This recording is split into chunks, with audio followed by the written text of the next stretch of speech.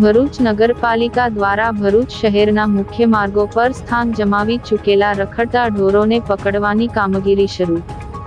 ભરૂચ શહેરમાં મુખ્ય માર્ગો પર સ્થાન જમાવી ચૂકેલા રખડતા ઢોરની અનેક રજૂઆતને પગલે ભરૂચ નગરપાલિકા દ્વારા મુખ્ય માર્ગો પર અડીંગો જમાવી બેસેલા ઢોરોને પકડવાની શરૂઆત કરવામાં આવી હતી.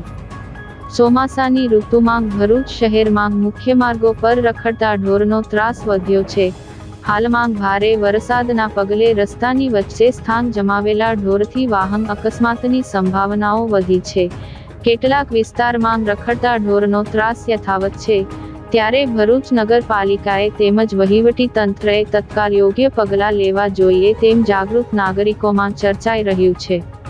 રખડતા ઢોરના મુદ્દે અનેક રજૂઆતો બાદ ભરૂચ પાલિકાએ ગતરોજ રાત્રિના સુમારે પશુઓને પાંજરે પૂરવાની કામગીરી શરૂ કરી છે. જેમાં ટીમે કુલ 8 નાના મોટા પશુઓ પકડી પાંજરે પૂર્યા છે.